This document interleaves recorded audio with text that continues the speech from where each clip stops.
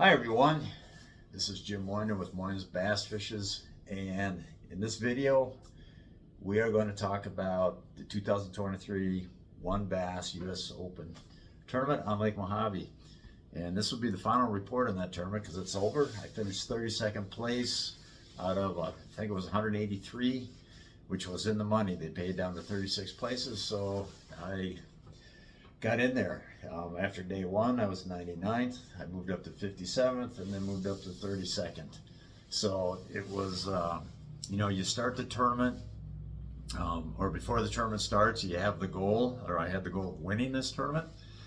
It was kind of a shaky, that was kind of on shaky grounds to begin with. My practice was a so-so. But still, that's always the goal in a tournament like this. After the first day, which was a total disaster where I caught 0, but my co-angler caught 4 smaller keepers, and those small keepers count towards the boat weight, so I did get to carry that weight, 6.81 pounds, forward and count that towards my total. So, and I had great AAA amateurs every day, so appreciate those guys, so Bob, Bo, and Quincy. So appreciate those guys and their contributions. So it's, I started with 0. I caught 0 the first day. It was totally disheartening. Total just breaks you when you start out that bad. And I could not understand what was going on. So anyhow, when you have a day like that, you gotta reassess your goals, because I'm not gonna win the tournament with a day like that. So once the disappointment, the frustration, the bewilderment of such a bad day, once that is sunk in and settled, and I process that, what does finally help to process that more is the resetting of a new goal.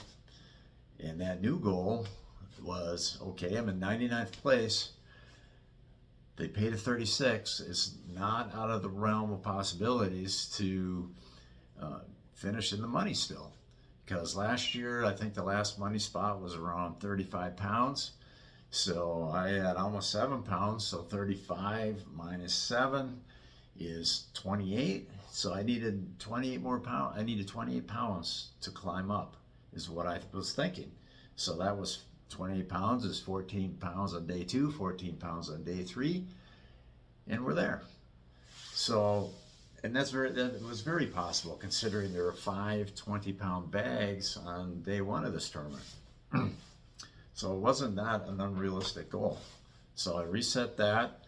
Going into day 2, I was going to change baits. I was going to change many of the locations, and that's exactly what I did. I still stuck with a drop shot, fished a drop shot quite heavily, and in fact, all the fish that I ended up catching on day 2 and day 3 were all caught on the drop shot. So, and I was fishing anywhere from about 20 to 45 feet of water. I was on day 2. I ended up weighing a couple of largemouth, including my big one, which biggest largemouth that I had was, I think, weighed 388. Unfortunately, I had a largemouth break off that was a little bigger, just right close, not next to the boat, but about 10 feet out from the boat. He jumped and broke the knot, which was a huge disappointment, because those fish are just 4-pounders are just hard to come by. So, but even with that said, I ended up weighing 11.99 pounds, so almost 12 pounds on day 2. I only put 5 keepers in the boat. I lost another good fish too. I never saw it, but I'd visited this particular spot a couple times, so I knew there's some fish hanging around it, and I thought they looked a little bit bigger. I have a hard time telling size on my forward sonar. That's just me, but these look like they're legit fish. And sure enough, when I got one to bite and bent the rod over on it really good and fought him a little bit, and quite confident that I know that fish would have called for called out one of my small ones because on day 2 we weighed 2 fish that were under 14 inches. So that one, I'm sure that one would have been helps to some degree, and who knows how big it was.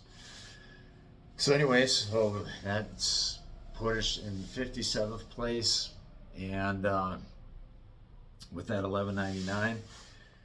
So now going into the third day, I'm thinking I need about 16 pounds because I'm still thinking I want to get to 35 pounds.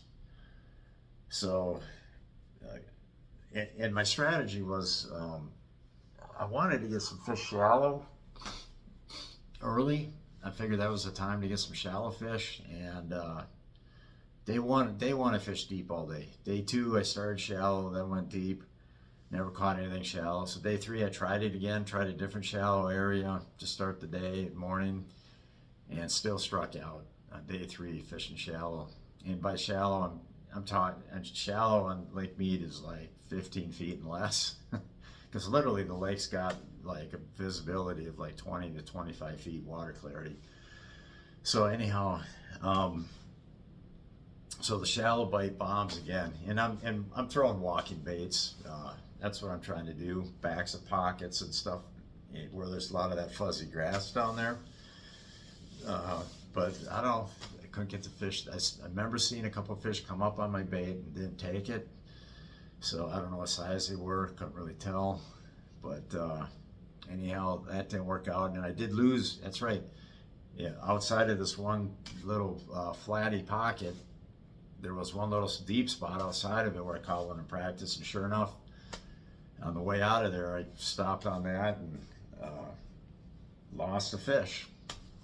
So I'm like, okay, well, at least I had a bite. Well, that was the only bite I had till about 11:15 or so.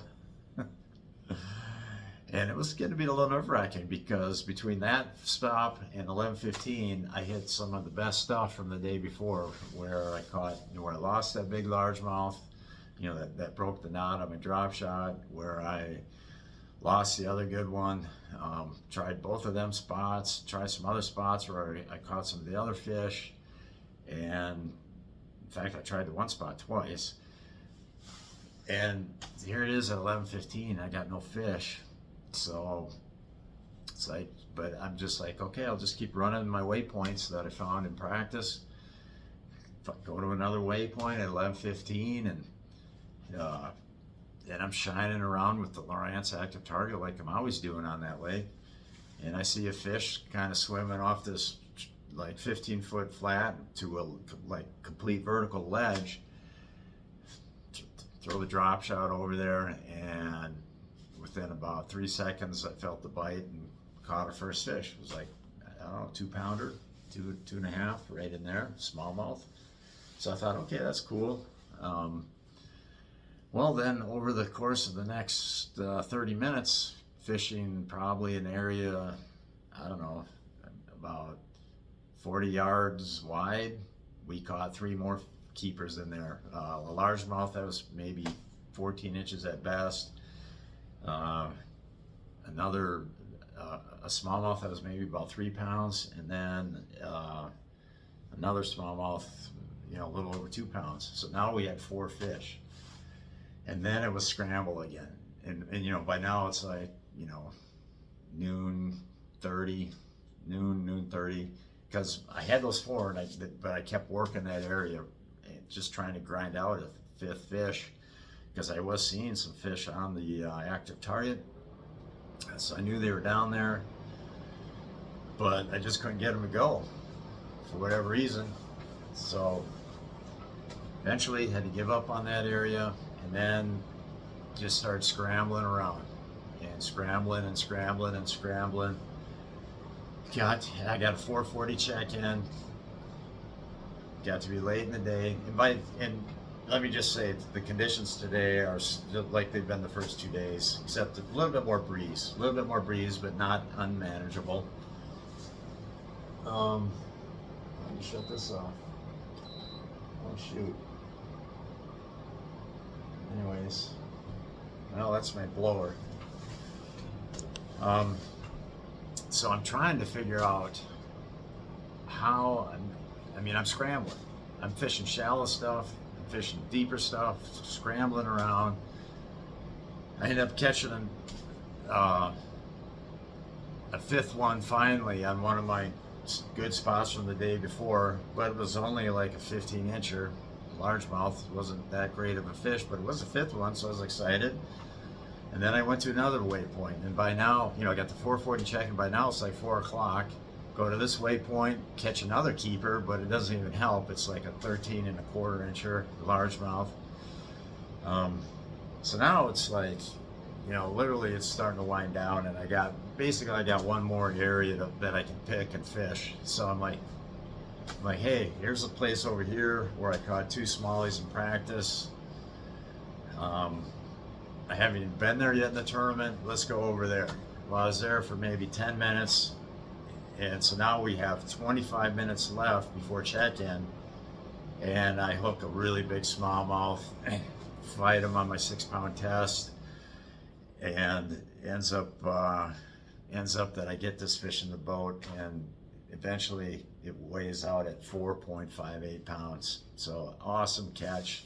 Really, really pumped me up, but at the same time, I'm like, I know I'm nowhere near 16 pounds, which is my goal weight for that day, to get me to 35 pounds. So I'm like, okay. And I'm also seeing, before I caught that one, I had seen a couple other fish that I threw on with the drop shot and couldn't catch. So and as soon as I got reset up, I had to retie that, and I got reset up. Immediately I started seeing a couple more fish and threw out a few more, and then about 10 minutes later I come across a fish that I see, throw on it, catch that one. It's like a 3-pounder. So now I've gotten rid of both of the largemouths, and now I'm like, okay, I've probably got around 14 pounds now, and there's literally the smallest one's maybe 2 1/4 at best. So I'm thinking, if I can tank another 4-pounder, I can make the money. And we fished out the rest of the time. At this point, it was another 15 minutes or so, and didn't get the bite. But as it turns out, what I had was enough. My total for day 3 was 14.22, which gave me like 33.02 pounds for a total, and 32nd place finish, which I was elated. I was ecstatic. I knew with what I had, there was I felt like I had an outside chance, but I didn't want to get my hopes up. And sure enough, when they posted the results and I saw where I landed, that was pretty awesome. I was pretty happy about that. So, and I still am, because you hate to drive so far and have nothing to show for it in the end.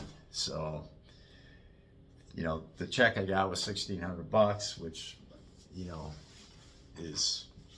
doesn't cover all the expenses by any means, but that's what sponsors help you with. So appreciate Bridgeford Foods for chipping in a little extra into the kitty here to get me to fish this tournament. So thank you, Bridgeford Foods, for that. They're a big sponsor of the U.S. Open, and so they like to make a showing there and bring out some of their pros. So thank you, Bridgeford Foods. So let's see, other impressions from the tournament. A lot of fish were caught shallow, it sounds like.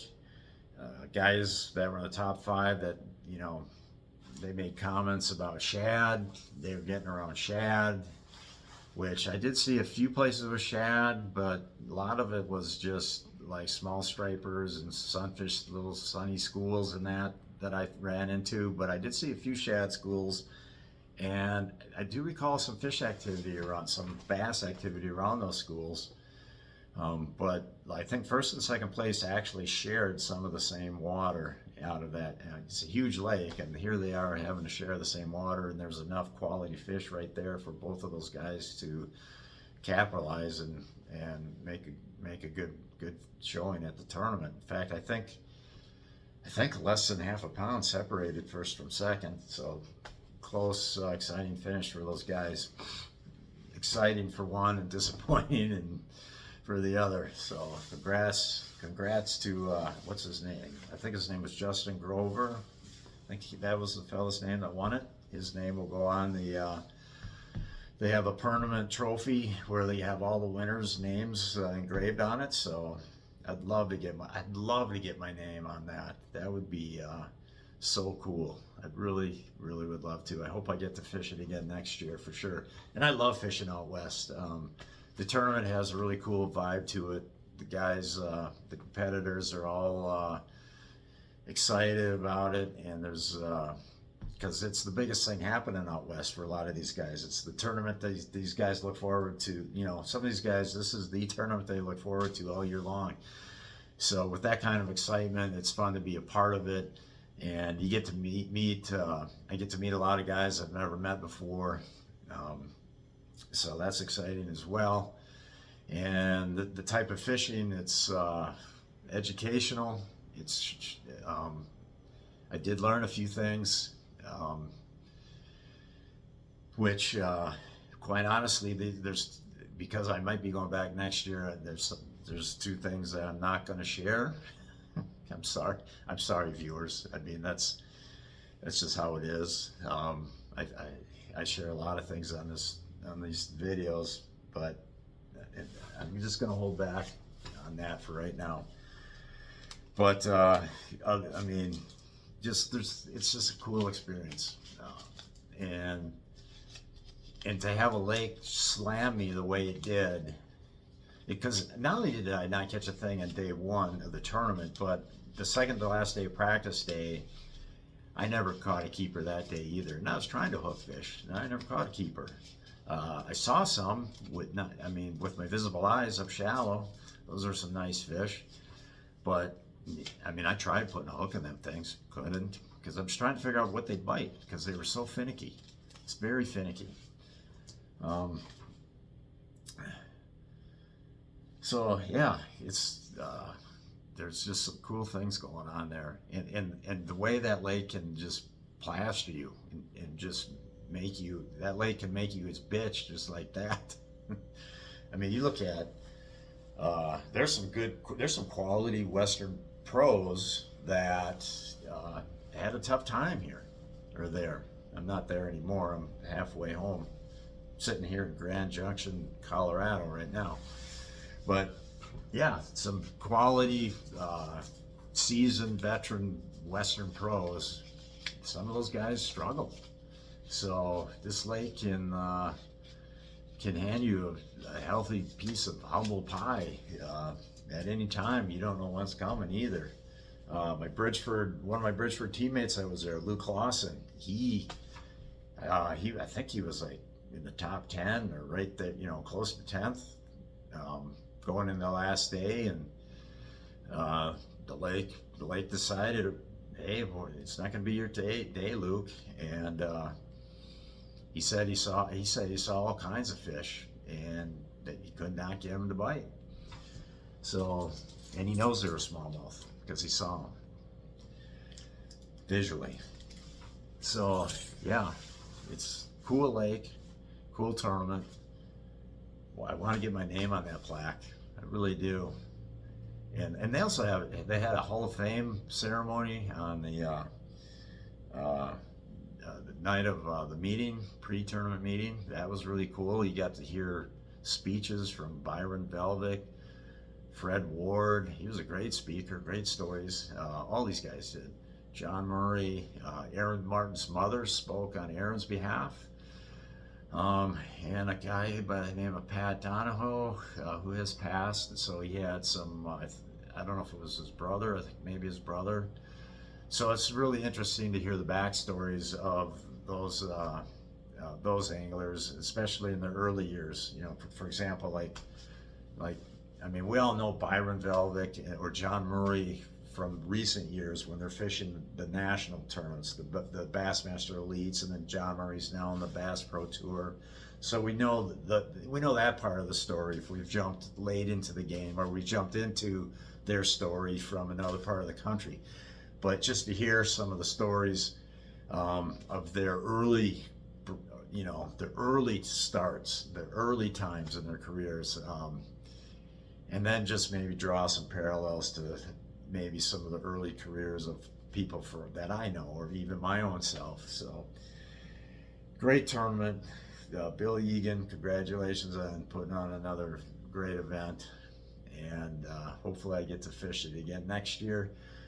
Thank you, viewers, for watching and following. This is my last tournament for this year. I will be posting more videos. I gotta try to keep my sponsors in the spotlight through the off season to some level, because that is one reason why I do these YouTube videos, is to you know, get my sponsors in the spotlight. Like here, I'm wearing this Bridgeford hat, you know, so you guys are seeing the Bridgeford hat. I made mention of it in the video. That's one thing we got to do. This is a Blackfish shirt. So it's got their logo on it. Like you guys just get a look at that.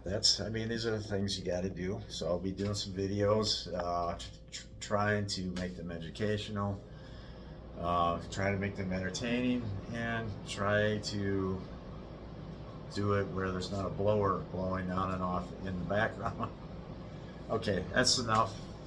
Thanks for watching, everybody. Over.